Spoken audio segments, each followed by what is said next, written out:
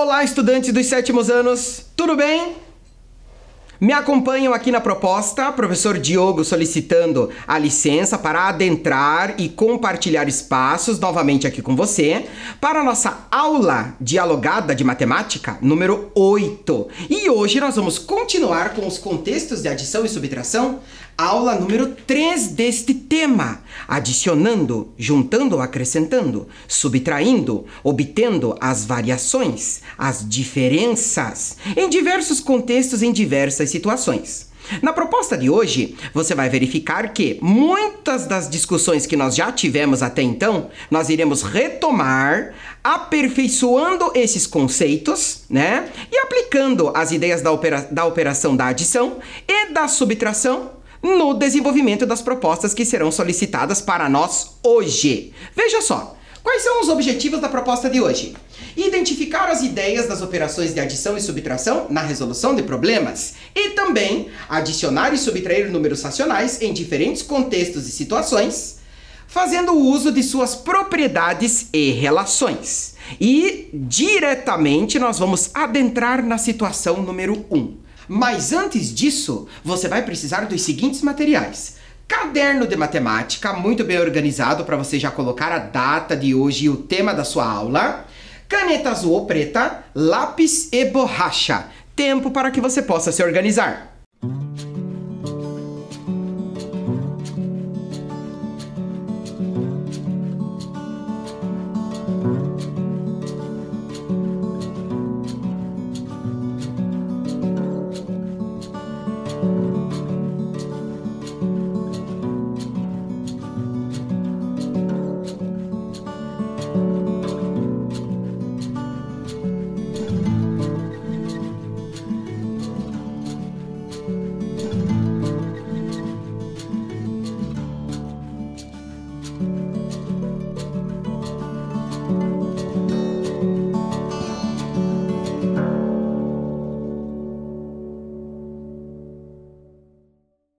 Adentrando agora na situação que nós já tínhamos destacado antes de você organizar o seu material, acompanhe comigo aqui. Veja, Paulo gastou 2/7 de seu salário no pagamento de água e luz e meio no supermercado.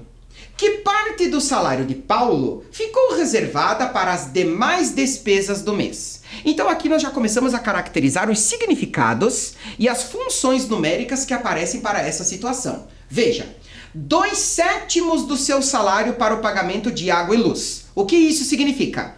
Que seu salário foi dividido em 7 partes e 2 dessas partes foi para pagar água e luz, tá? Meio do mesmo salário foi gasto no supermercado. Ou seja, o salário foi dividido em 2 partes e uma delas foi para pagar a compra no supermercado. Mas daí nós já começamos a nos questionar. Como que pode você pegar o salário do Paulo, primeiro dividir em 7 partes e depois dividir o salário em 2 partes? Dividir em 7 partes, dividir em 2 partes? Como que nós podemos estabelecer um comparativo para posteriormente adicionar ou subtrair, determinando outras situações nesse contexto, se o número de partes do salário está diferente? Ele não está dividido na mesma quantidade de partes. Então veja comigo como que nós vamos resolver esta situação. Olha só, veja, primeiro, 2/7 do salário. O salário do Paulo foi dividido em 7 partes e 2 destacadas, 2 para pagar as contas de água e luz. Depois, o mesmo salário, o mesmo salário pode ser dividido em 14 partes. E destas 14 partes, 4 para pagar as mesmas contas de água e luz. O que isto significa para você? Significa que 2/7 do salário, né, representa a mesma parte deste salário que 4/14. Observe as imagens que você caracteriza aqui. Matematicamente falando, nós podemos dizer que essas duas representações, essas duas frações são equivalentes, porque elas representam a mesma parte do inteiro. O que isso significa? Significa afirmar que 2/7 equivale, é igual, representa a mesma parte do inteiro do que 4/14, certo? Veja só, depois disso, você tem lá, meio do salário foi para pagar o supermercado. Então, o salário está dividido em duas partes, e aqui foi destacada uma para quitar a compra no supermercado. Meio, duas partes, uma destacada. Mas veja, para obter a mesma quantidade de partes, nós também podemos dividir este salário em 14 partes. Das 14 partes, 7 delas foram destacadas, foram utilizadas no pagamento da compra do supermercado. Então, o que isto significa? Olha só, representa novamente a mesma parte do inteiro. O inteiro, neste contexto, é o salário, né? Então, o que é que nós podemos concluir aqui? Que meio equivale a 7/14. Agora nós temos o salário do Paulo dividido na mesma quantidade de partes, né? Ó, para o pagamento da água e luz, salário dividido em 14 partes, 4 foi para o primeiro pagamento. Para a compra no supermercado, o salário está dividido também em 14 partes e 7 foram utilizadas para quitar esta compra. Quanto do salário Paulo pode reservar para as próximas despesas? Veja comigo, olhe lá. Perceba que 2/7 equivale a 4/14, representam a mesma parte do inteiro. Meio equivale a 7/14, representam a mesma parte do inteiro. Salário dividido na mesma quantidade de partes, nós podemos determinar quanto já foi investido e quanto pode ser reservado. Acompanhe, olhe lá.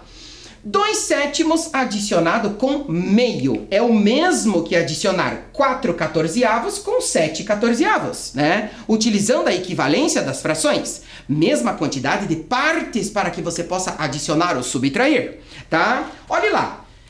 4 partes do salário dividido em 14, adicionadas com outras 7, você vai ter aqui 4 com 7, 11 partes do salário já foi gasto, tá?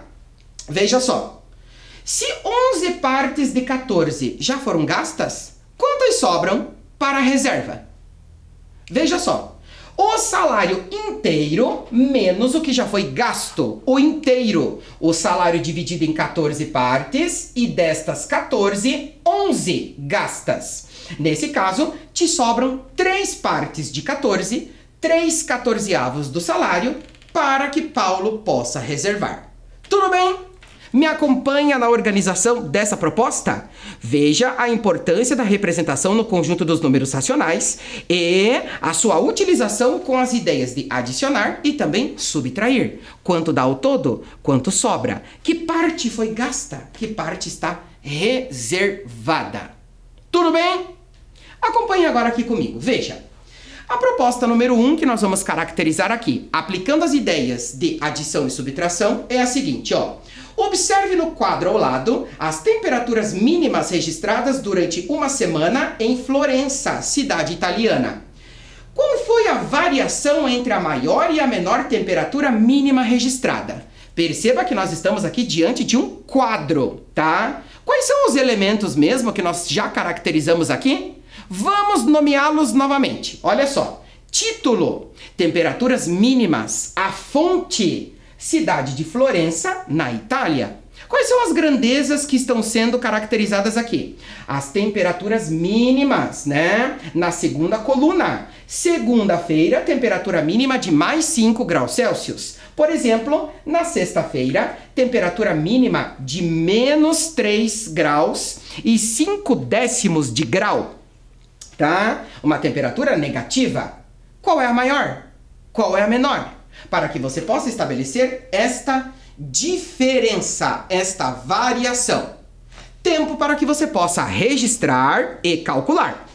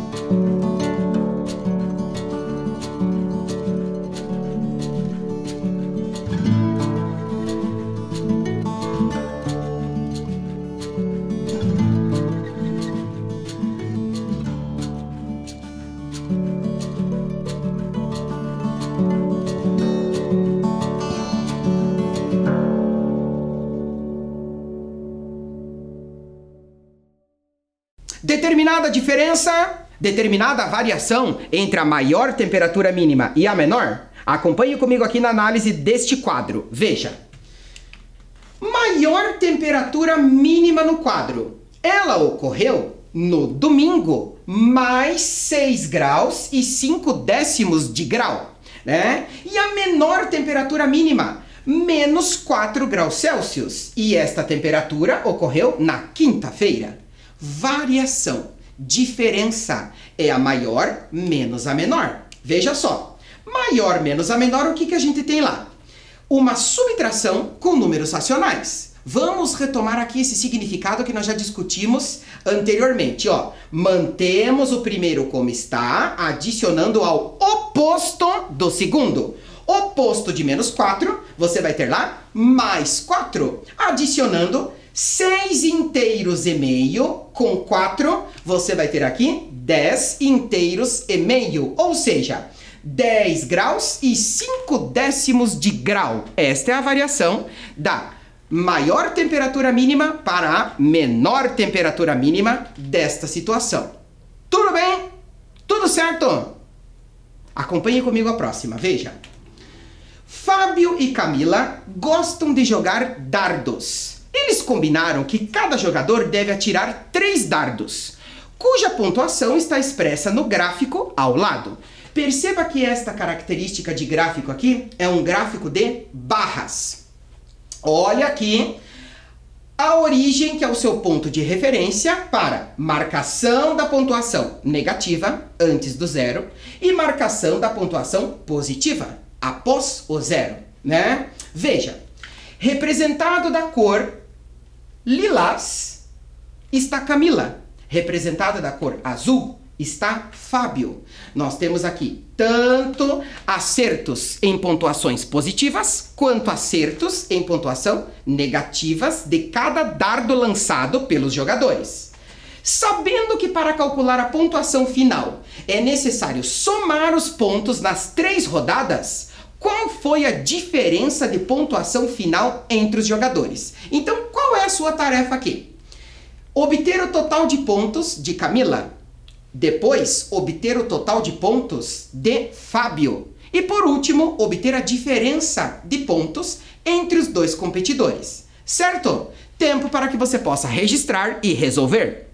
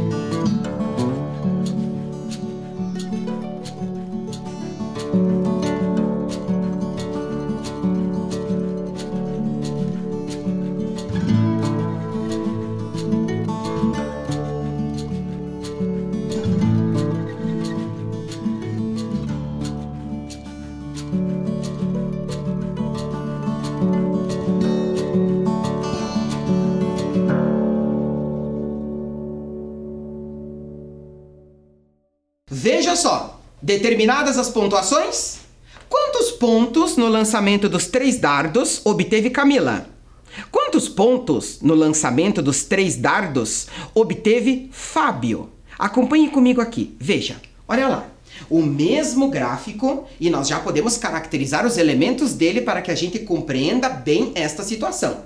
Título do gráfico: pontos obtidos no jogo de dardos. Fonte: dados obtidos por Camila e Fábio, os 2 competidores do lançamento dos dardos, né? Quais são as grandezas? O que está sendo contado ou medido aqui?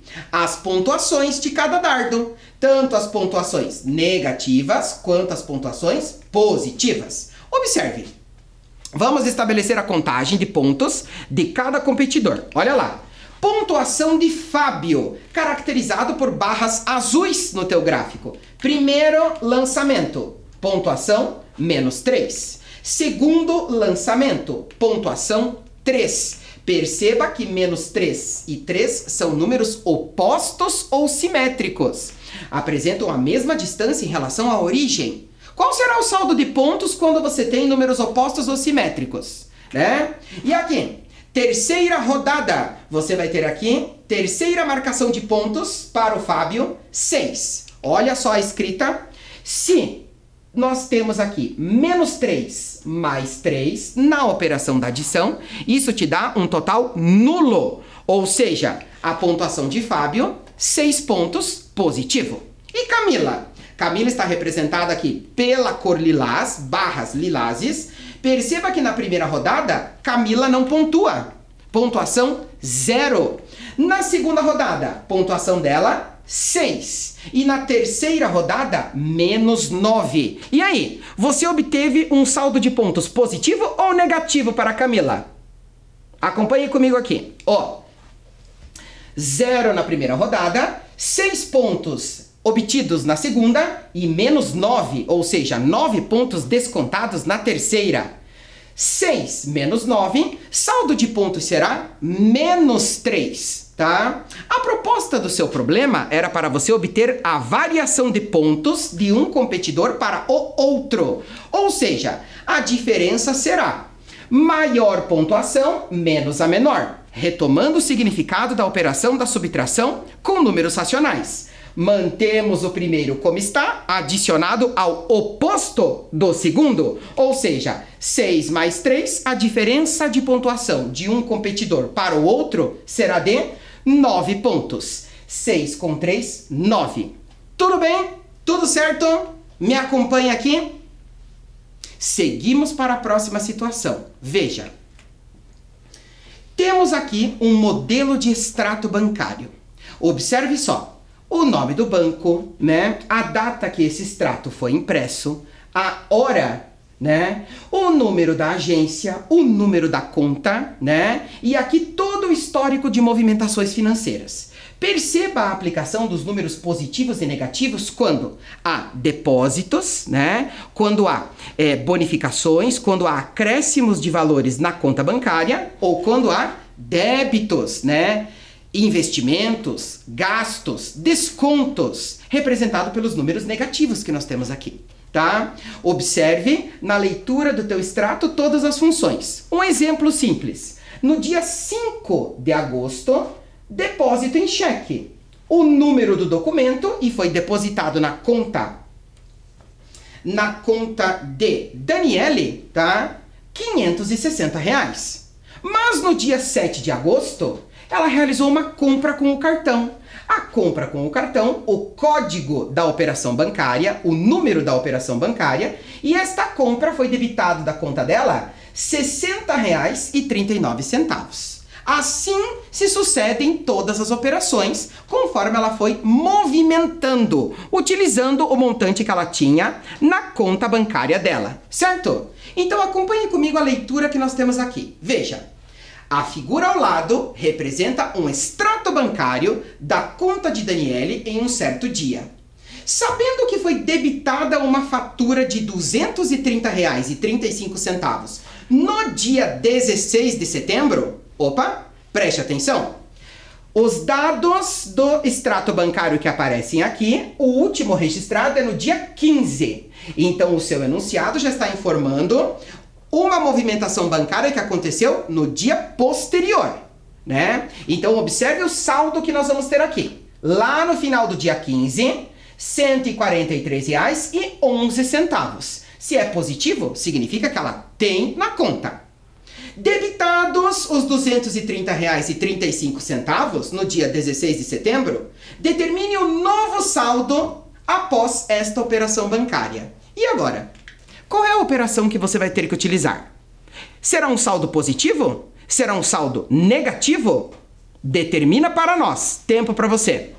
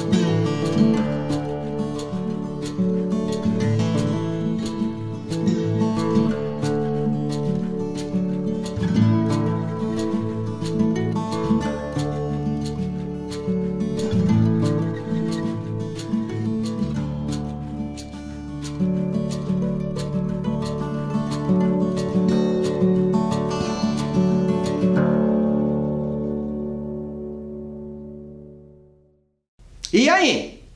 Saldo da conta de Daniele, positivo ou negativo? Acompanhe comigo. Veja, no dia 15 de setembro, a Daniele tinha um saldo de R$ 143,11. No dia seguinte, foi debitado R$ 230,35. E agora, como que a gente determina esse saldo? Me acompanhe, veja só. Em 15 de setembro, nós temos lá R$ 143,11. No dia posterior, debitado R$ 230,35. Sinais diferentes, né? Ela tem e ela debitou. Isso significa que nós temos que obter a diferença dando o sinal do maior módulo no trabalho com as operações de adição e subtração no conjunto dos números racionais. Veja só. Diante disso, calculando o novo saldo, R$ 143,11 que ela tinha, adicionado, acrescido ao débito de R$ 230,35 que ela efetivou no dia seguinte. E agora? Saldo positivo ou saldo negativo?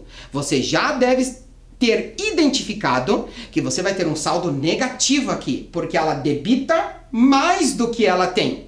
Mas debita quanto? R$ 230,35. Novo saldo de quanto? Realizando a subtração, veja, R$ 230,35 menos R$ 143,11. Adicionando ou subtraindo, neste caso, grandezas de mesma espécie, temos 5 centésimos menos 1, você terá 4. 3 décimos menos 1, 2. 0 unidades menos 3. Não é possível. Vamos ter que aplicar o recurso da operação da subtração. Nós já sabemos que uma dezena corresponde a 10 unidades. 10 unidades menos 3, 7, tá? 2 dezenas menos 4. Não é possível. Vamos ter que aplicar o recurso da subtração novamente.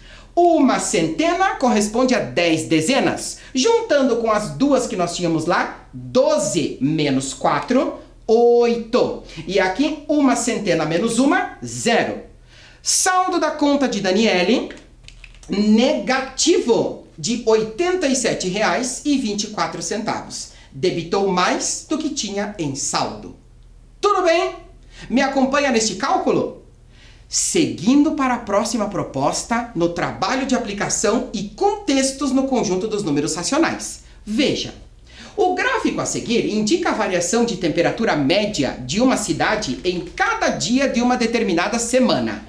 Olha o título, variação de temperatura média. Olha a fonte, é a cidade de onde essas temperaturas foram registradas, coletadas. Acompanhe comigo.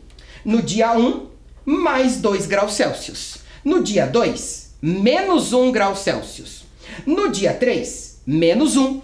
No dia 4, menos 2. No dia 5, 1.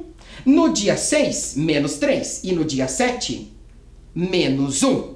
Neste caso, acompanhe-me. Se a temperatura média nessa cidade no dia anterior ao dia 1 foi de 5 graus Celsius, qual a temperatura média registrada no dia 7? Então, veja, antes do primeiro dia de registro, tínhamos 5 graus Celsius. Aumenta 2, diminui 1, diminui 1, diminui 2, aumenta 1, diminui 3 e diminui 1. Qual será a variação de temperatura após todos estes aumentos e estas quedas? Calcula para nós. Tempo para você.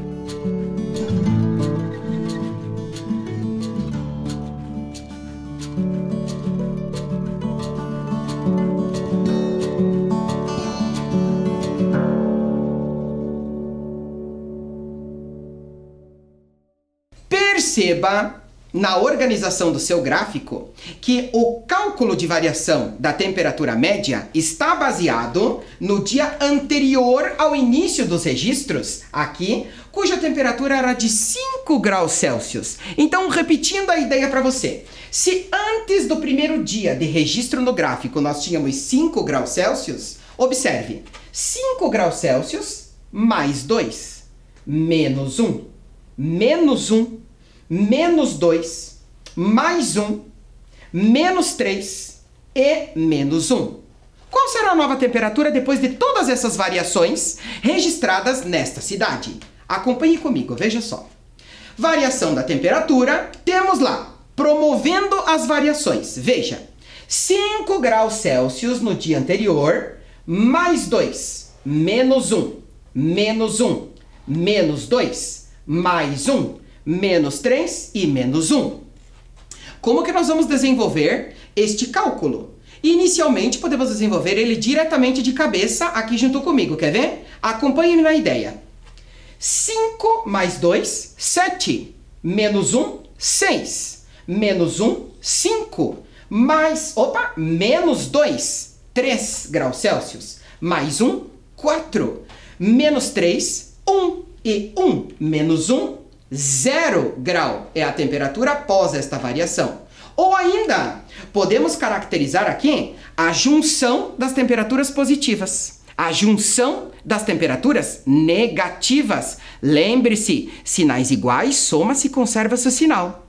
E após estas junções, obter a diferença, dando o sinal do maior, né? Do maior módulo. Então veja comigo. 5 com 2 com 1, temperaturas positivas, você terá 8 graus Celsius. Menos 1, menos 1, menos 2, menos 3, menos 1. Menos 8 graus Celsius. 8 menos 8, tendo a diferença no fim, 0 graus Celsius é esta variação. Me acompanha na proposta? Sim ou não? Tudo certo? Atenção ao nosso próximo registro que nós vamos fazer aqui. Veja. Observe o gráfico que mostra a distribuição dos gastos de uma família. Perceba que uma parte destes gastos é desconhecida.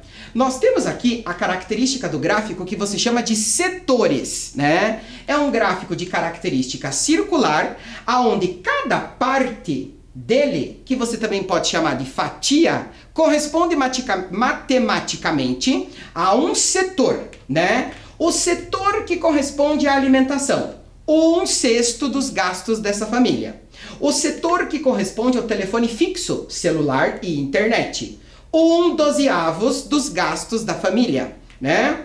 O setor que corresponde ao lazer, 1/24 dos gastos da família e assim por diante.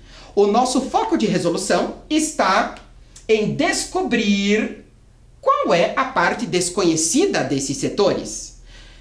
Perceba que uma parte desses gastos é desconhecida. Com isso, responda: é possível investir 3/8 do orçamento com outros gastos? Acompanhe comigo na equivalência de partes destes gastos que nós podemos estabelecer aqui. Veja, subdividindo os gastos na mesma quantidade de partes. Porque se você divide primeiramente em 6, 12, 24, 4, pergunta-se, tem como estabelecer o comparativo de qual gastou mais ou menos? Não. Precisamos ter a subdivisão na mesma quantidade de partes. O que é que nós vamos utilizar para isso? Aquilo que nós discutimos no começo da proposta de hoje, a equivalência de frações, as diferentes representações dos números racionais neste conjunto numérico, números racionais, para esta situação. Veja. Vestuário, água e luz e telefone, telefone fixo, celular e internet. São 3 categorias de gastos que aparecem aqui, aonde foi registrado para você o gasto de 1/12. Qual é a maior quantidade de partes que aparece aqui? 1/24. Obtendo uma fração equivalente, perceba. Os gastos divididos em 12 partes e uma destacada é a mesma coisa que afirmar que os gastos podem ser divididos em 24 partes e 2, sendo consideradas para estas categorias de gastos da família aqui. Ou seja, 1/12 é equivalente a 2/24, certo? Depois disso, educação e alimentação. Veja, 1/6 para essas duas categorias equivale a 2/12, equivale a 3/18, equivale a 4/24. Perceba que nós estamos dividindo esses gastos na mesma quantidade de partes, certo? E agora, o aluguel. Observe aqui, onde está o aluguel? 1/4, né? 1/4 equivale a 2/8, equivale a 3/12, equivale a 4/16, equivale a 5/20, que equivale a 6/24. Das 24 partes de gastos, 6 delas são destinadas ao pagamento do aluguel. E depois, para o lazer, nós temos propriamente das 24 partes do orçamento desta família para distribuir os gastos, uma é para o lazer. O que isto significa afirmar aqui? Veja, acompanhe comigo.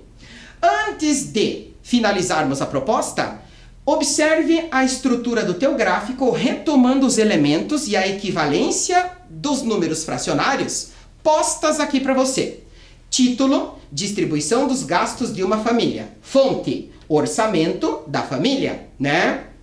Veja, aqui nós temos um gráfico de setores com as categorias alimentação, telefone fixo, celular e internet, outros, vestuário, água e luz, aluguel, lazer e educação.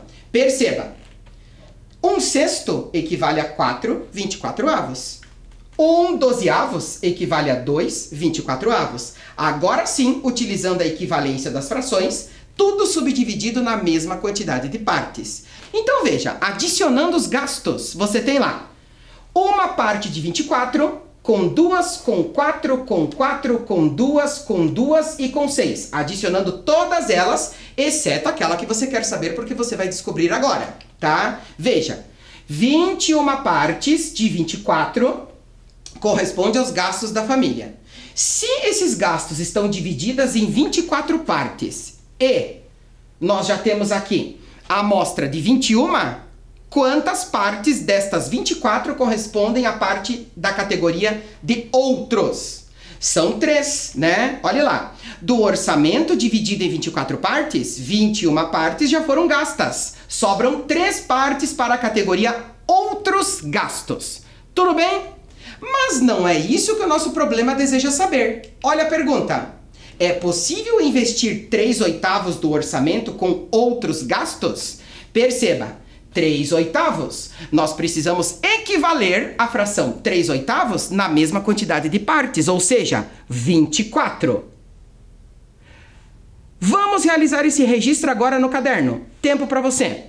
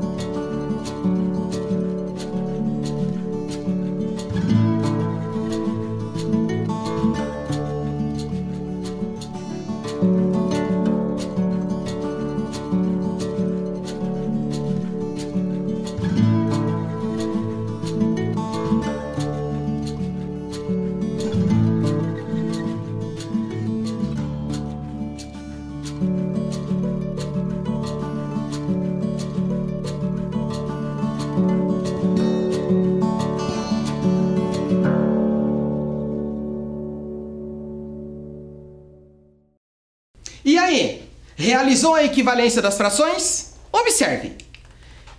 21 24avos, ou seja, 21 das 24 partes do orçamento já foi os gastos dessa família. Para a categoria outros, será que 3/8 são suficientes? Observe, 3/8 equivale a 6/16avos, que equivale a 9/24avos, ou seja, será que são suficientes e é possível investir 9 partes de 24? Perceba, já foram investidas 21 de 24. Será que você pode investir outras 9 das mesmas 24? Sim ou não? Acompanhe comigo. Veja, perceba que só se tem 3 partes de 24 para esta categoria. Então, qual é a conclusão que a gente obtém aqui? Veja, logo, total de gastos menos aquilo que já foi investido, junto com a parte do orçamento que nós estamos analisando se é possível ou não investir. Veja, substituindo a fração 3/8 pela sua fração equivalente na mesma quantidade de partes, olha o total de gastos aparecendo aqui. 21 24avos somados com 9 24avos. Isto tudo descontado do total de gastos que corresponde a 24 partes. Nesse caso, 24 partes das 24 menos 30. 24 menos 30, te faltam 6 partes ainda. Então a pergunta é possível? Faltam 6 partes e não é possível este investimento, né? A família está elaborando uma situação de investir mais do que aquilo que ela pode. Por isso que você obtém um número negativo aqui em seu contexto. Certo? Tudo bem? Me acompanha nesta organização? Compreende a operação da adição e da subtração aplicada na equivalência das frações e contextos de parte de um inteiro? Certo? Veja só.